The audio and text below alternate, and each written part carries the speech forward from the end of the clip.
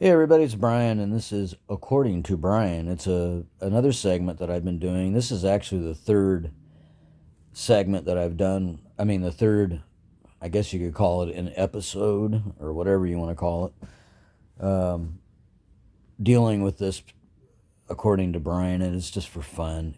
People ask me questions, and then I answer it what I think of it, and it's usually having to do with either politics, which I'm not. I'm not a big political person, but I'll give you my 2 cents about it. Or it's about horror movies or metal or whatever. I mean, you can ask me anything you want. Most of this is directed on TikTok because I'm dealing with a younger crowd over there, much younger than me. Most of the people on TikTok are a lot younger than I am.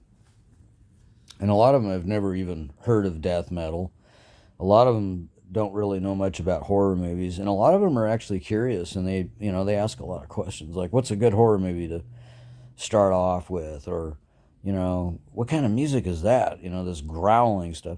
And mind you, a lot of people, especially this generation, they're familiar with, like Slipknot and a lot of the mainstream metal stuff, but they're not, when you get into death metal, that's a whole other realm, and it just like, what the fuck is that. So people are interested. I mean, it may catch them. You'd be surprised. Uh, but the first question was, what do I think about rap music in general, and do I like rap music in horror movies? I don't like rap music, no. Um, well, rap. I don't even put the word music in there because, and I know a lot of people are going to hate me for saying that because I've got friends who listen to rap and metal. I mean, I've actually got friends that listen to a little bit of everything, and I listen to a little bit of everything, but not rap. I don't I don't listen to rap at all. I mean, you have to listen to it all the time anyway, bebopping outside of these people's cars and shit. So you kind of have to listen to it whether you like it or not. But as far as putting it in horror movies, no, it doesn't mix. It just doesn't work. I don't mind. Like with like Leprechaun and the Hood and all that, and Leprechaun Back to the Hood. Those were fun movies, and you know what? I don't mind it in there. It was kind of that's what the theme was. It was dealing with hoodlums. So you know, and Leprechaun was killing them, and hey, that's all right by me. So I let it slide in there. But as a general rule, no, I don't want rap in horror movies. You can put metal and any other kind of music. Themes are fine, but rap as a general rule, no, I'm not really big on it. And I know a lot of people have tried to do it, and they do it because they know a lot of people like rap. And so they think it's going to attract more, audience members, and it's going to attract more people to the movies. But to be quite honest with you, a lot of people that listen to rap don't really care much about horror movies. You'd be surprised. A lot of them are chicken shit of them. I mean, I've had people over here and we've watched horror movies together that listen to rap all the time, and they were out of here in 5 minutes. They were just like, fuck that shit. You know. What is the goriest movie you have ever seen? Man, I'm going right off the top of my head here because I haven't really sat down to think about these things. I think one of the most disturbing movies I think I've seen in a while, as far as gore goes, a lot of people would say Cannibal Holocaust, but no. If you include the animal stuff in that, then that turtle scene fucking threw me off the edge, man. That did bother me, and it's not because it was animals or any of that. It was just the whole thing. It just the thing, the knife going through the neck, and just the it was just squirmed in my fucking boots, man. I mean, that was nasty shit. But that's still not the goriest movie. One of the hardest movies to watch. Um, oddly enough, isn't a cannibal film, and I would say probably Gutter Balls was one of them. That one had like a 25-minute rape in that, and I'm not kidding you, with a bowling pin. This is a slasher with the slasher wears a bowling bag for a mask, and he uses sharpened bowling pins. So this is a bowling alley slasher flick. I forget the guy's name who did it, and he's passed away too. But he's known for doing some fucking wacky, some really rough movies. And Gutter Balls, you know, I made the mistake of putting that movie in with a friend of mine here, and he had brought his new wife over. They had just got married, and she was not really, you know, hadn't really been baptized in horror. And I put that movie in not realizing what it was. It was just a new movie I bought, and I didn't know what it was. I hadn't even read the back of it. If I had, I probably wouldn't have put it in.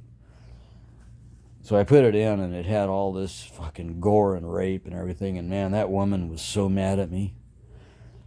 She's just like, how dare you put that in there? You know, I mean, this thing had full penetration rape.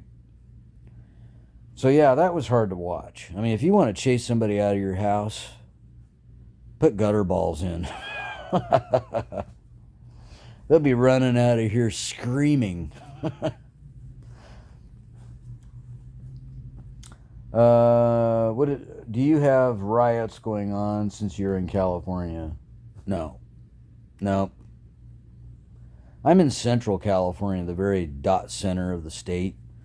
I mean, the city's got potential for it. I mean, we've got 600 and something thousand people here. I mean, if they wanted to do it, I'm sure they could. But, you know, it's just never been a passion.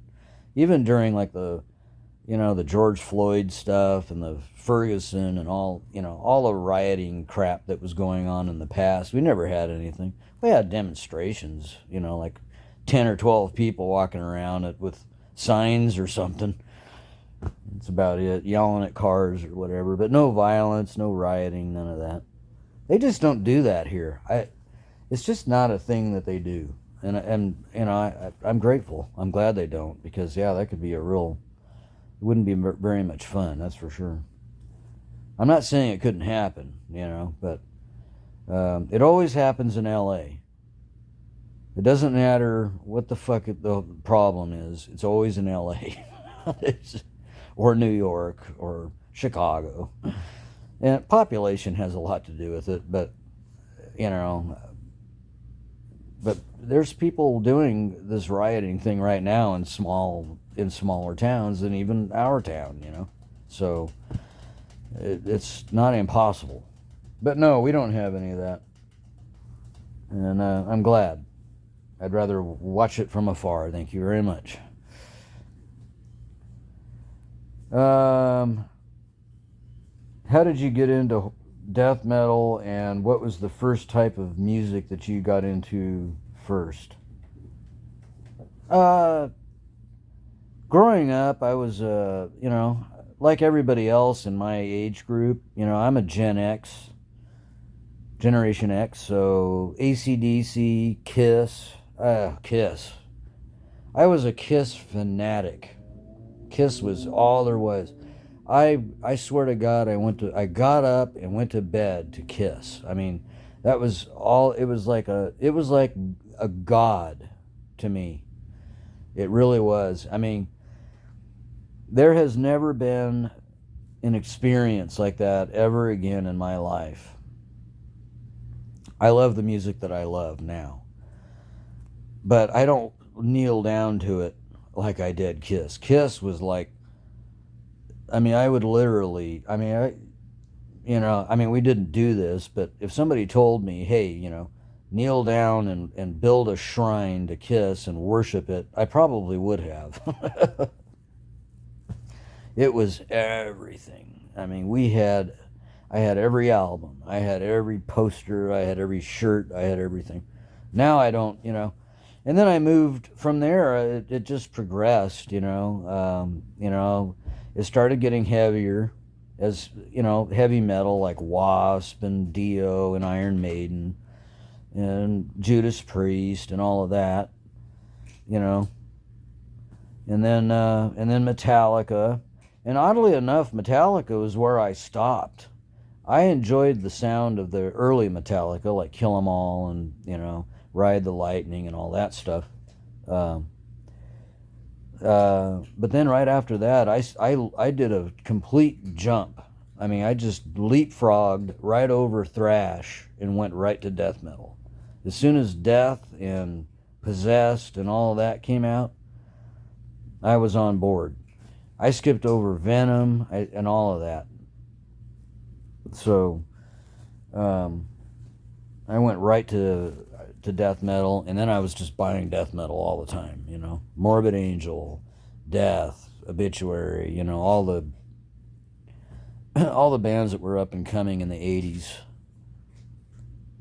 So I didn't really spend much time in thrash. I came back to it later in life, but and I love it now. But I just went bloop. I skipped some stairs on that deal. I just went right to death metal. But yeah, growing up, I was like everybody else in Gen X, AC/DC, Kiss, that kind of thing. Anyway, kind of running out of time here. What was your favorite, what is your favorite horror movie? Everybody asks you that, and when you're a horror fan and you have a big collection, that's the first thing they ask you. What's your favorite horror movie of all time? Oh, shit, don't ask me that. I don't know. I just don't know. I can't put my finger on just one movie. But just so I can answer the question, I would have to say Friday the 13th, 1980. How old were you when you got into horror? About 5. I got into the Universal monsters initially, the black and white movies, which I was allowed to watch. When you're a kid, they're not going to put you in front of a, blood and guts and stuff. But my first real horror movie, believe it or not, was Shivers. It was a David Cronenberg film. It was also called It Came From Within, or They Came From Within, or something like that. I saw that in the theater at the age of 7. And now, mind you, when we were growing up, it was a whole other world. In the 70s, you could just... excuse me. My mom would drop us off, little kids, at the movie theater, and we'd go in. Instead of going in to see the movie we're supposed to go see, which was some fucking Disney movie or something, we went into the horror movies. We did the same thing with The Thing and Rambo and all that, First Blood and all that. I saw all that stuff sneaking. But anyway. Well, that's all the time I have right now. But yeah, 7 years old, first movie. And that movie made me physically sick. Imagine a 7-year-old looking at that, slugs coming out of a guy's gut and his vomiting. And oh, that movie was... And I have the movie now. And the funny thing is I bought it not that long ago. Probably, it's been under 5 years ago. And it was the first time I had watched it since I saw it in the theater when I was a kid, And I'm like, God, I can't believe I sat through this fucker. Anyway, all right, guys. Thanks again for hanging out with me. And we'll talk to you again on the next one.